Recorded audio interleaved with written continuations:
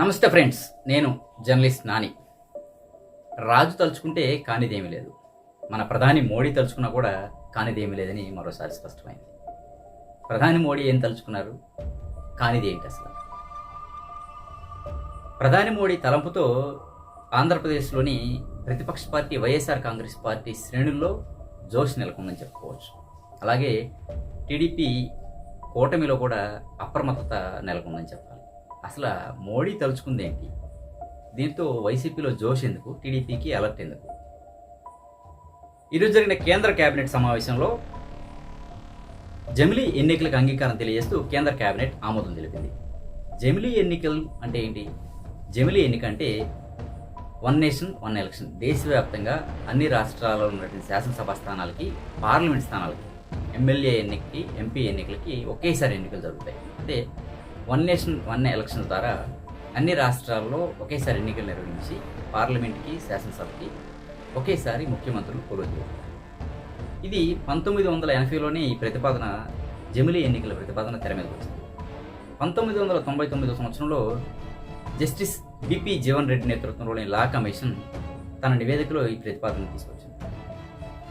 దీనికి తగ్గట్టుగా కేంద్రంలో అధికారంలో ఉన్నటువంటి మోడీ సర్కార్ మాజీ రాష్ట్రపతి రామ్నాథ్ కోవింద్తో 8 మంది సభ్యుల కమిటీని కలిపి ఒక నివేదిక ఇవ్వాలంటూ ఒక కమిటీని ఏర్పాటు చేసింది. ఈ కమిటీ ఇచ్చిన నివేదికను పరిశీలించి జమిలీ ఎన్నికలకు తన అంగీకారాన్ని తెలియజేస్తూ కేంద్ర కేబినెట్ ఈరోజు మద్దతు తెలియజేస్తూ అంగీకారాన్ని, ఆమోదాన్ని తెలిపింది. దీంతో అంటే జమిలీ ఎన్నికలు ఎప్పుడు జరుగుతాయి అనేది ఇక్కడ ప్రస్తుత ప్రశ్న. జమిలీ ఎన్నికలు జరిగితే వైసీపీకి లాభం ఏంటి, టీడీపీకి వచ్చే ఇబ్బంది ఏంటి? జమిలీ ఎన్నికలు వన్ నేషన్ వన్ ఎలక్షన్ అంటే రాబోయే 2 సంవత్సరాలు లేదా 2.5 సంవత్సరాల్లో జమిలీ ఎన్నికలు నిర్వహించాలన్నది కేంద్రంలో ఉన్నటువంటి మోడీ ప్లాన్. ఇదే జరిగితే అంటే 2 సంవత్సరాల తర్వాత 2026లో ఉత్తరప్రదేశ్, పశ్చిమ బెంగాల్ తదితర రాష్ట్రాల్లో ఎన్నికలు నిర్వహించాల్సి ఉంది. ఆ ఎన్నికల సమయంలోనే ఈ వన్ నేషన్ వన్ ఎలక్షన్ అనేది ఇంప్లిమెంట్ చేసేసి ఒకే దేశం ఒకే ఎన్నికని అమల్లో తీసుకురావాలనే ఆలోచనలో కూడా కేంద్రం ఉంది. ఇప్పటికే కేంద్ర మంత్రులు కొందరు తమ ఆలోచన విధానాన్ని బయట పెట్టారు కూడా. అదే జరిగితే ఇప్పుడు అధికారంలోకి వచ్చినటువంటి ఏపీలో జరిగినటువంటి గత కొద్ది రోజుల క్రితం జరిగినటువంటి ఎన్నికల్లో టీడీపీ కూటమి అధికారంలోకి వచ్చి 3 నెలలు మాత్రమే అవుతుంది. వైసీపీ ప్రతిపక్ష పార్టీగా మిగిలిపోయింది. ఈ 3 నెలల్లో ఎక్కడా కూడా టీడీపీ ఇచ్చినటువంటి హామీలు అమలు చేసిన దాఖలాలు లేవు. ఆ ఊసు కూడా లేదు. వాళ్ళు ఒక వృద్ధాప్య పెన్షన్ విషయంలోనే, వృద్ధాప్య వితంతు వికలాంగ పెన్షన్ విషయంలోనే చెప్పింది అమలు చేశారు.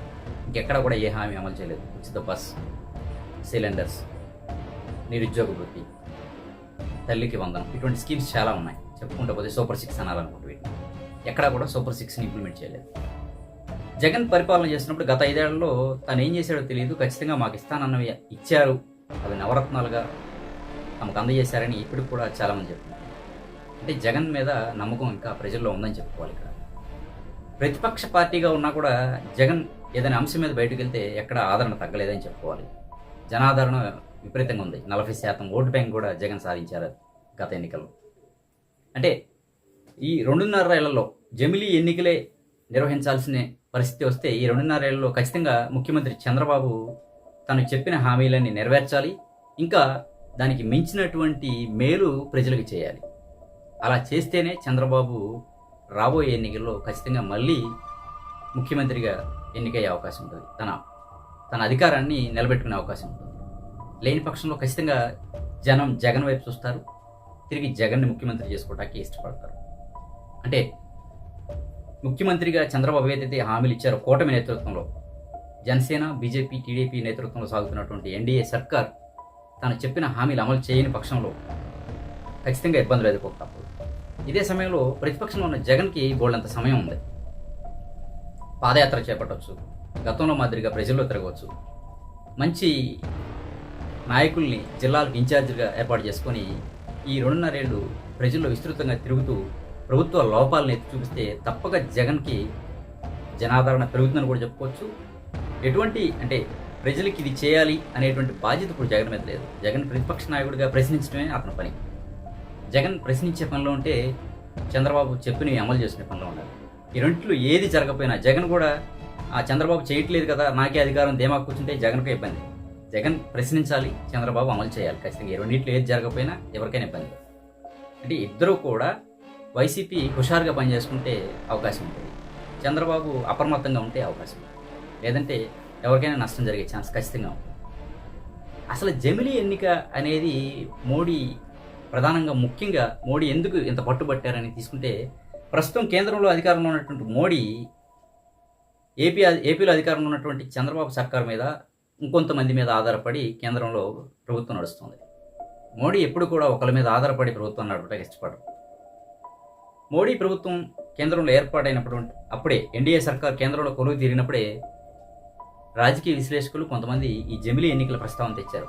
ఖచ్చితంగా మోడీ జమిలీకి వెళతారు, రానున్న 2 ఏళ్లలో మళ్ళీ ఎన్నికలు జరుగుతాయి, ఖచ్చితంగా తన ఆధిపత్యాన్ని చాటుకొని భారీ మెజారిటీతో తన ప్రభుత్వాన్ని ఏర్పాటు చేసుకోవడానికి ప్రయత్నం చేస్తారు అని చెప్పారు. అదే జరుగుతుంది ప్రస్తుతం. మోడీ తీసుకునే దానితో ఏదైతే ఈ జమిలీ ఎన్నికలనే ప్రక్రియ ఉందో, రేపు జరగబోయే శీతాకాల సమావేశాల్లో ఈ బిల్లుని పార్లమెంట్లో పెట్టి పాస్ చేయించుకొని, అక్కడి నుంచి రాజ్యసభలో కూడా పాస్ చేయించుకొని ఖచ్చితంగా జమిలీకి మాత్రం వెళతారు అనేటువంటిది బాగా ఏ రాజకీయ నాయక సీనియర్ పొలిటీషియన్ని కదిలించినా చెప్తున్నారు. అయితే కోర్టులకు వెళతారు. కాంగ్రెస్ పార్టీ, ఇండియా కూటమిలో ఉన్నటువంటి పార్టీలన్నీ కూడా కాంగ్రెస్ పార్టీతో సహా ఈ జమిలీ ఎన్నికలను వ్యతిరేకిస్తున్నాయి. వాళ్ళు కోర్టులకు వెళ్ళడం ఇవన్నీ సహజంగా జరిగే ప్రక్రియ. అయినప్పటికీ మోడీ తన పంతం నెగ్గించుకుంటాడు. మొదట్లో చెప్పుకున్నాం కదా, రాజు తలుచుకుంటే కాందేమో, అట్లాగే మోడీ తలుచుకుంటే ఖచ్చితంగా జరుగుతుంది. ఇదంతా ఎందుకు అంటే, దీనివల్ల కూడా కొంత ఇబ్బందులు ఉన్నాయి. 1 నేషన్ 1 ఎలక్షన్ వల్ల స్థానికంగా ప్రాంతీయ పార్టీలు దెబ్బతినే అవకాశం ఎక్కువగా ఉంటుంది. నేషనల్ పార్టీగా ఉన్నటువంటి బీజేపీ తన ఆధిపత్యాన్ని కొనసాగించే దానికే ఈ ప్రక్రియను ప్రారంభించిందనేటువంటి విమర్శ కూడా బలంగా ఉంది.